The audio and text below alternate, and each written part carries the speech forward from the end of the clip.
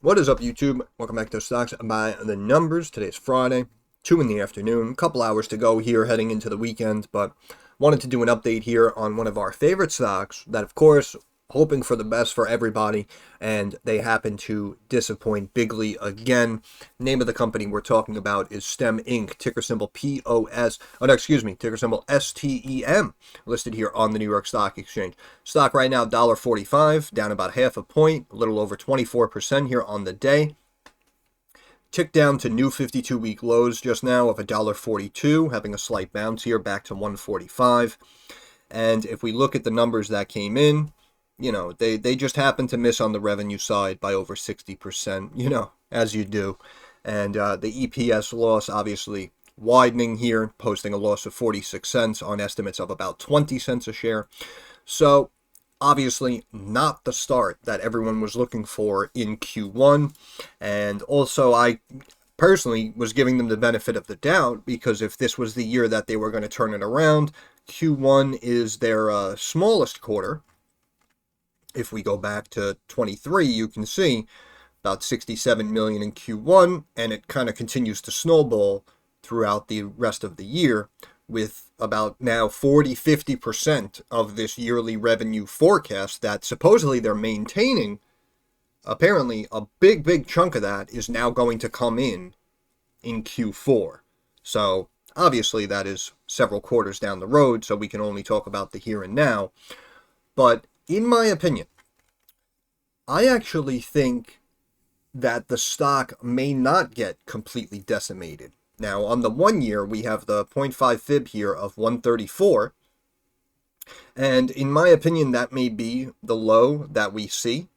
And after hours, when they reported earnings, you can see the stock dropped about halfway through that mark, because we hit the lows of 146, and then we got up to about 160, 170, bounced around, and then we ran up to these 190 levels coming into earnings. And you can see the immediate drop was basically back to that 160 level. And then we flashed to 133, and then we bounced and started to gain momentum after hours, and even in pre-market as well, trying to stay above the 20-day moving average and hold that 160 range. Now, obviously, it eventually broke, and it's been selling off ever since. But my initial reaction was that I feel like everyone has not completely jumped ship yet. And again, reason being is because, of course, the management team does what they do best, and they remained optimistic, and they reaffirmed their fiscal year guidance for 2024. So that's why I'm saying, obviously right now, this is a bad start to the year, but in my opinion, the total overall negative miss is technically not yet set in stone. And what I'm looking at is now next quarter coming up, early August. That time last year, this was like the best quarter that the company posted in 23, with a nice beat on the EPS side, and they beat on the revenue side, posting 93 million on estimates of 91.8 million. Now, a year later, estimates are down to 85 million. So now, after you missed by a mile here in Q1, but you're reaffirming the rest of the year, now that means the rest of the year technically has to come in line or above what analysts are expecting. So I think that in this quarter right here, early August, roughly 3 months from now, in my opinion, you can potentially make the argument that this may be the beginning of the end if they disappoint again. And honestly, I think it'll be on either side. So if they come out, they post like 83 million, or actually, who knows? Because that's what I was saying last quarter. Oh, they can come close with 65. They can slightly beat with 67, 68. No, they missed by 61% and posted 25. So for all we know, this time next quarter, the company could post like 35 million. Or on the flip side, they can also post, who knows, 95 million. Who knows? Which, of course, makes this difficult. But in my opinion, because these estimates were lower, and you just came off a really bad start to 24, but you're telling us you're still going to be able to hit these goals, then in my opinion, this quarter now coming up in roughly 3 months is now the most heavily weighted quarter now, in my opinion. Because if they come out and they post even 83 million, in my opinion, the stock's going to get decimated, and they're probably going to bring it down to that dollar level, and then we're going to be talking about potential reverse stock splits. And one of the other reasons as to why I personally gave this company the benefit of the doubt was, as you guys remember, they consistently mentioned that they wouldn't need to issue new equity. And that's why I kind of felt that we may have kind of been near the bottom of the bottom here within these months, and this could be the turning point year for STEM, and now we're going to be potentially on the up and up. And of course, like we know, anything can happen, but I did say, in my opinion, when I used to look at the stock many, many months ago, I did say that, in my opinion, looking at these earnings, it just seems like they're just a couple of months behind where they're supposed to be, right? So they're behind schedule. They're not ahead of schedule in my eyes. But now, again, after that big miss, so now if they come out and they post a loss of like 25 cents a share on 72 million or something like that, in my opinion, that is going to be the end of the end. I think everyone and their brother who was trying to stay positive and confident may begin to jump ship at that moment.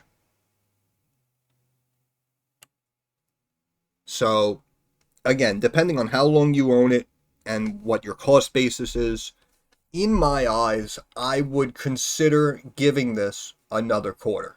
Now, I know people in the comments are probably going to rip me a new one for saying that. Bro, you're crazy. The stock's on its way to $1. You're saying you'd hold. I understand that. I understand that.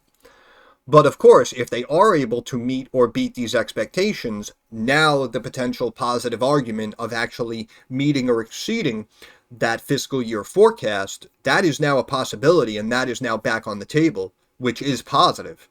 And the stock may immediately pop back up to 2 and change or something.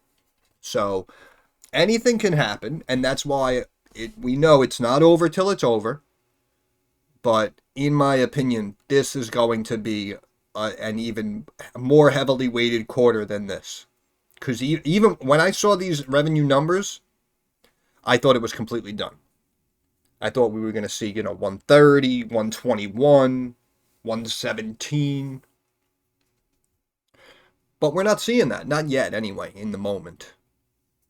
But, markets are raging. Stock just hit a new low. That kind of sucks. But we still have people who see value here. This is what I mean. This is why I'm saying, in my opinion, I feel like a lot of analysts are still trying to give them the benefit of the doubt. But now, if they disappoint next quarter, it may be almost impossible for them to meet or exceed that fiscal year forecast. And that's why, again, I think that next quarter, if they miss, all of a sudden people are going to absolutely slash these price targets, and they're going to switch from buys and holds to sell ratings. That's what I think personally is going to happen if they miss big again 3 months from today. But we can see Evercore pretty optimistic here. They're maintaining their outperform rating, cut the price target by a chunk from 13 down to 9, but that is still significantly higher than where the stock is currently trading, obviously, $1.45 a share. And again, over the longer term, I was confident as well that we may see the stock run back up to $5, $7, $8 a share. The problem is the company is not performing. So if we don't have the revenue, the profitability to actually back up these high hopes, then it's never going to happen. Maintain that market perform by BMO Capital. Price target cut to 185 from 250.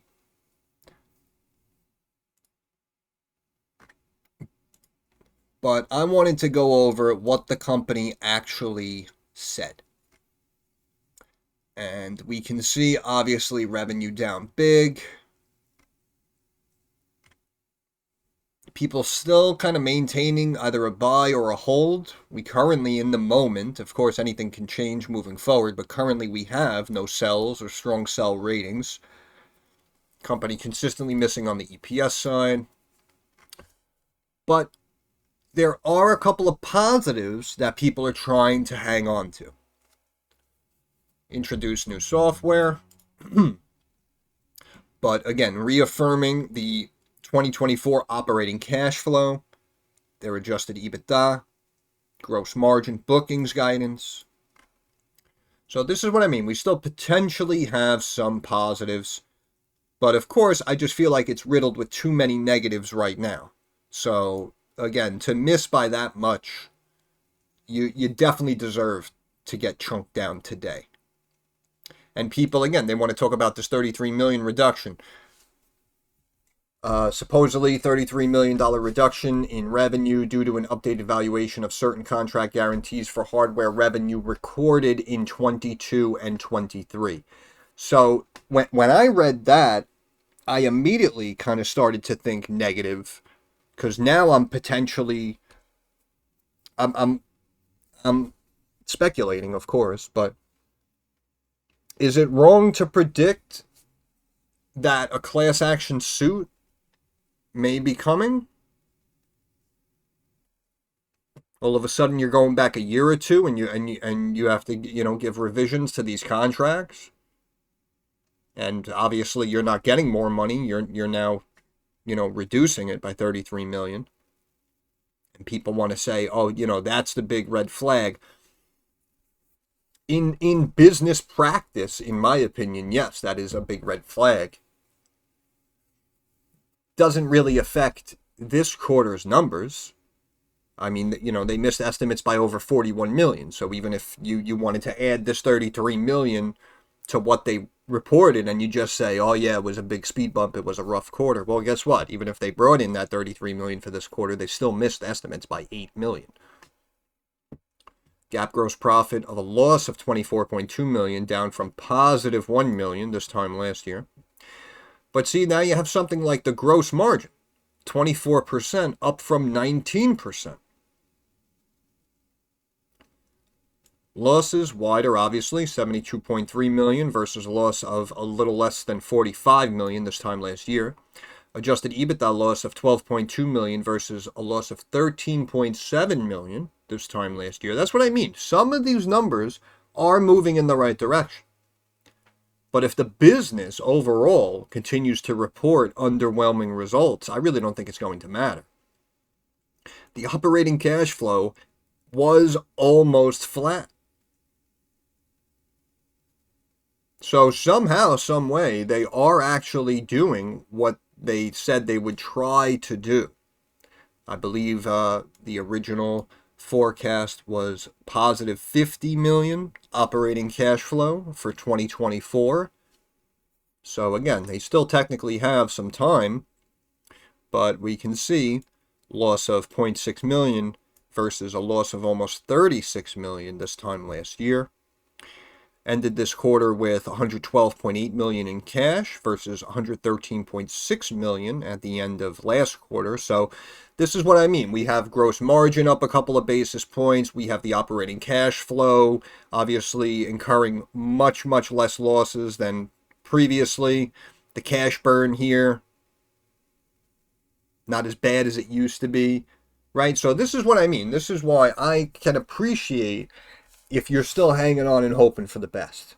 But that's why I'm saying, just in my opinion, if we see another disappointing quarter like this again 3 months from now, then the stock may really be in trouble, in my opinion. But reaffirming guidance for adjusted EBITDA and operating cash flow for full year 24. So bookings 23.8 million. They obviously brought in a heck of a lot more this time last year. Contracted backlog 1.6 billion, up from 1.2, down from the 1.9 that we saw last quarter. Sequential decrease driven by efforts to upgrade profitability of the backlog and focus on higher margin contracts. So now, see, again, first of all, this should have already been done, right? And this is what kills me. And we've seen this with a lot of companies, with how they manage themselves, right? And we know it's not just them, but this is what kills me. Something like this should have been done already. If your main goal is simply to get to positive operating cash flow like they're projecting, right? If that's your main priority focus, then something like this, focusing on higher margin contracts, that should have already been implemented, in my opinion. So, I mean, it sounds good in theory, but in my mind, like Johnny come lately with it. Also, I'm not exactly sure how the customer may interpret something like this. So, anyone whose contract, if you just got cut and pushed to the side because it wasn't a high enough margin for them, I mean, you may have just permanently lost business. That's how I view it anyway. So, I don't know. That's why I'm saying over the next quarter or two, it may really, really start to get ugly. But we'll see. Obviously, they're very optimistic. They reduced 33 million adjustment as a result of an update of our estimates for variable consideration in connection with contract guarantees that we issued in 22 and early 23. Our estimates. So they overestimated. I don't know. In my opinion, it's not sounding too good in the current moment. Which is why I'm saying again, some of these margins are potentially moving in the right direction. You do have some negatives, but they're maintaining this outlook. So that's why I'm saying, if you want to, in my opinion, give them another quarter to see if they actually do it, fine. If you cut the position recently just because you can't take it anymore, I can appreciate that as well. And, it's unfortunate. Again, we're investing into speculative small cap situations. Again, the company was on the downtrend for years. We were potentially trying to see if we were kind of near the bottom, near the low of the lows, and if they're able to kind of just turn the business around and get back on track. And it seems like they're trying to, but it's just not happening on the schedule that everyone anticipated. During the quarter, quote, we also canceled certain less profitable contracts in both our hardware and software backlog to focus on higher margin opportunities. We believe that these decisions will set us up for improved profitability and cash generation in the future. We remain confident in our ability to generate more than $50 million of operating cash flow for full year 24. Yep, new software. Full year target for backlog 24, 1.5 to 2 billion. They're at 1.6 billion as of last quarter.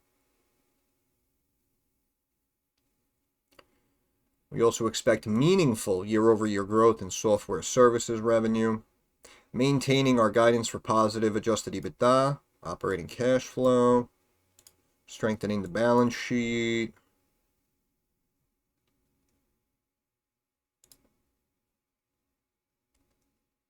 An acceleration in our conversion of accounts receivable to cash, as well as a strong backlog underlying our revenue and gross margin expectations for the balance of the year.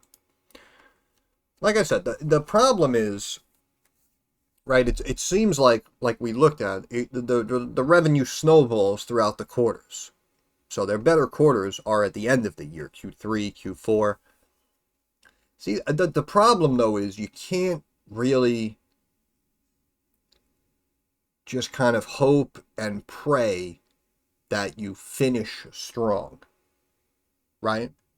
Because let's just say hypothetically, let's say they report slightly light in August for Q2, and then it would be November around for Q3. right? So let's say you report light for Q2 and light for Q3. Your stock's probably going to get decimated, right? But then let's just say hypothetically randomly, boom, they come out Q4, holy crap, what a great quarter. They come in above those larger estimates. Yeah, the stock may explode. But then you will most likely immediately give back those gains and start dropping back down because people are going to know that guess what's around the corner. Now we're in Q1 of 25, and we've seen how dismal you are in Q1 and how trash and light these numbers are to start the year. So now you're going to go back down. So that's why, a situation like this, again, I want to try to give them the benefit of the doubt.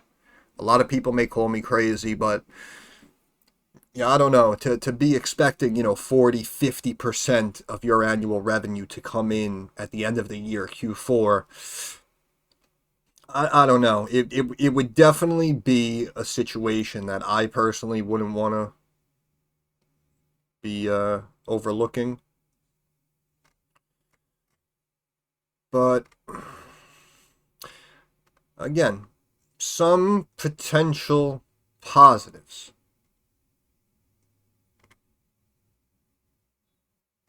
But right here in the moment, those small positives are not enough. And that is why the stock, in my eyes, just recently hit a new low of 142 and will most likely drop back down to that 133, 134 mark before potentially bottoming out and having, a couple of people maybe stepping in, buying the big dip, expecting a rebound, playing the RSI, right? If it drops, crashes down to like 26 below that 30 benchmark, maybe some light trading volume will come in to try to catch a rise back up to 170 or something, make a quick return. But if we're talking about the longevity of this company, in my opinion, next quarter is going to be make or break. Because I truly believe that if they miss and underwhelm again, probably 90-95% of holders who were remaining confident and trusting the company will potentially jump ship at this moment on anticipation of $1 a share may be inevitable, which may obviously lead into a reverse stock split. So that's why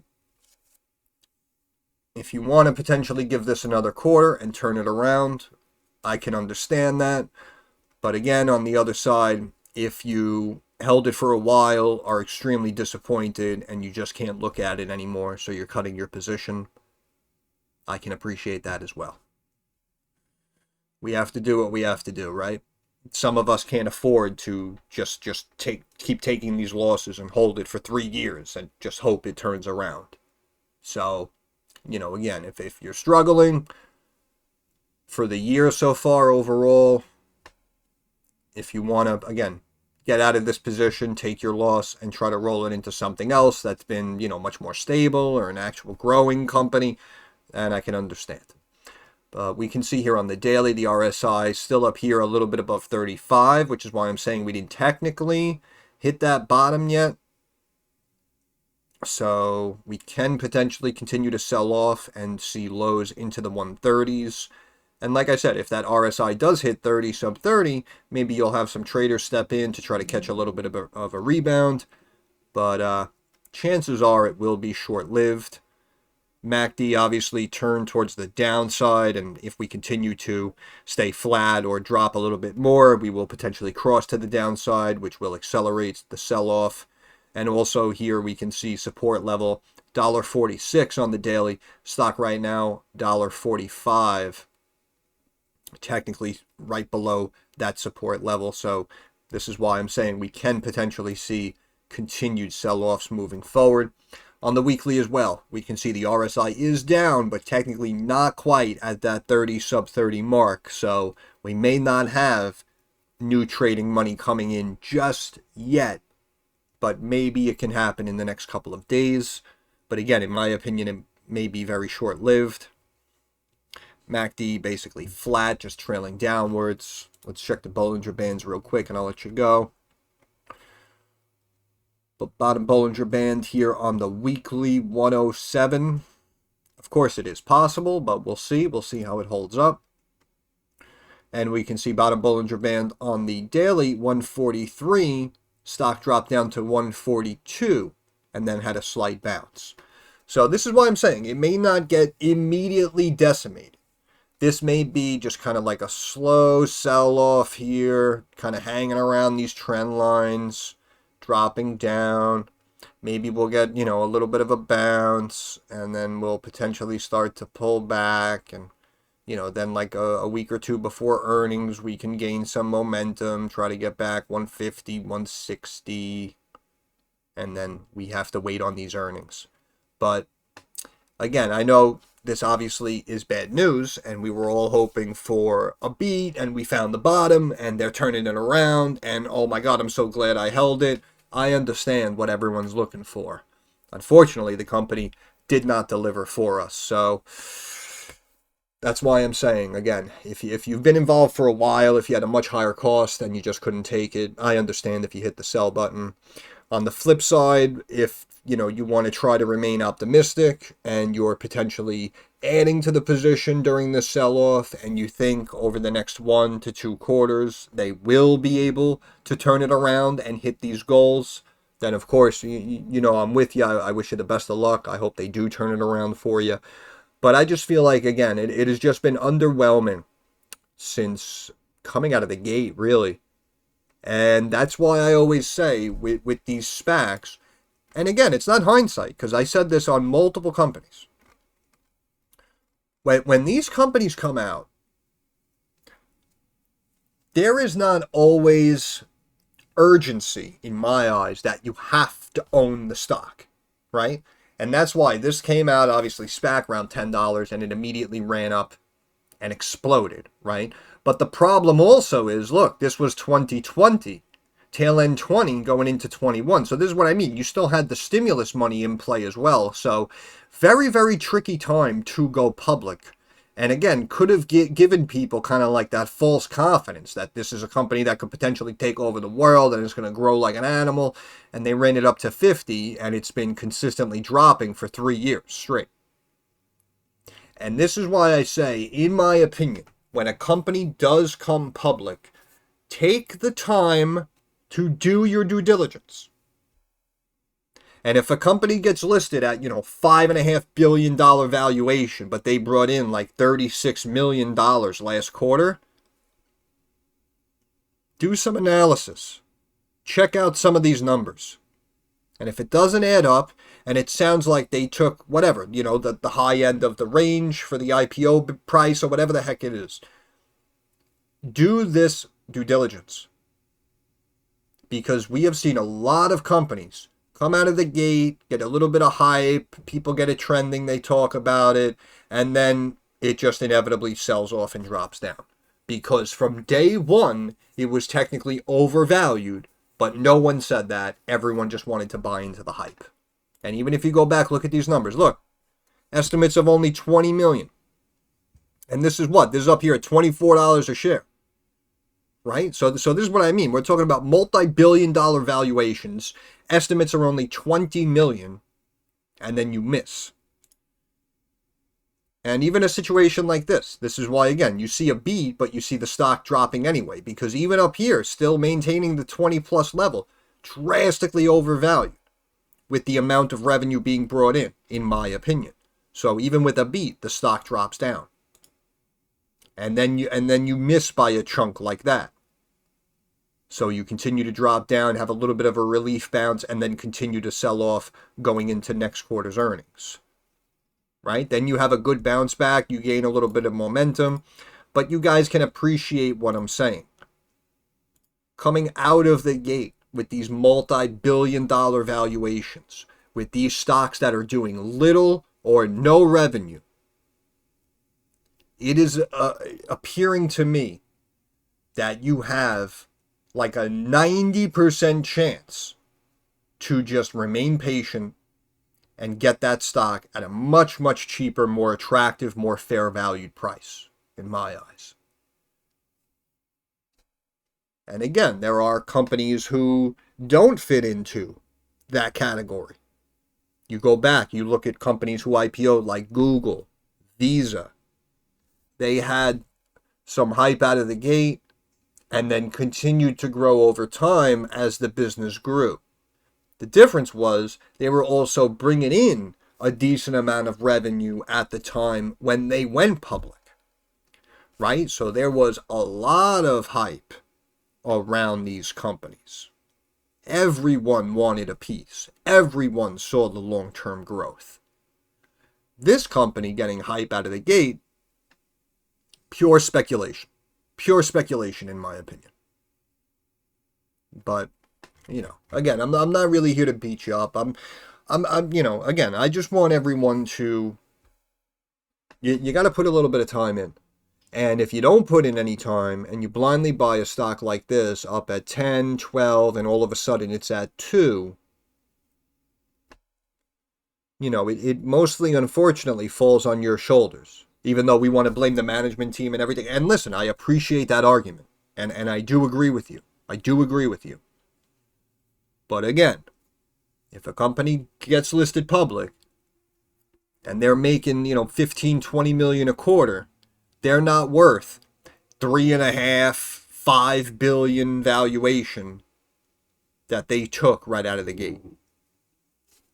And that's why sometimes, the patience and the wait and see scenarios could really come into play, and they could potentially protect you. And I know people are going to say, well, what if the stock continued to run? Then I would have missed out. Yeah, okay, fine. Then you miss out on it. Seriously, I mean, it happens all the time. It happens all the time. Think about how many times you got a call correct, and the next day the stock was up like 7%. You feel like a beast. But then what do, right? Oh, you'll start looking at what other stocks are trending. What are the other big gainers today? Wow, look at this random pharmaceutical company that just popped, 89%. How come I couldn't get that one? You know what I mean? It's like, in my eyes, that is a terrible mentality to have. But, don't want to go off on a tangent here. But long story short, STEM, very disappointing. New 52-week lows here, $1.42. And again, if you want to try to give them the benefit of the doubt and hang on, maybe give them another quarter, I can understand that. But in my opinion, if they miss big again this quarter, you may just have to bite the bullet and get out of Dodge. Because there are already people in this moment expecting the stock to drop to around that $1 level, and they're basically convinced that a reverse stock split is inevitable. So, again, we all take losses. We're all never going to be correct, but to stay on board of a sinking ship and just remain stubborn is more than likely only going to hurt you, not help you. So sometimes, again, we have to kind of see the writing on the wall and just get out of the way of a falling stock like this. But that's pretty much it. So I'm going to end it there. Once again, this is Stocks by Their Numbers. I want to thank you guys for stopping by. If you have any questions, comments, or concerns, drop it down in the comments section. I'm usually very quick to reply. Also, again, like I said, if you recently cut your position, or if you're adding to the position on this dip, or if if you're expecting, like we said, 4 or 5 years down the road that this company is going to be able to turn it around and they are going to be a player in the space, leave your opinions down in the comments section. That's what it's there for. But, thumbs up helps out the algorithm, helps me get more eyes on the channel. And of course, subscribe to the channel if you have not already. That is our handshake agreement. That is how you help me help you. But more importantly, moving forward, like I always say, I understand that these markets are rocky, they're volatile, they're very uncertain. I want to wish all of you success. I hope everyone makes a couple of dollars. Thanks for stopping by. Have a good weekend, guys.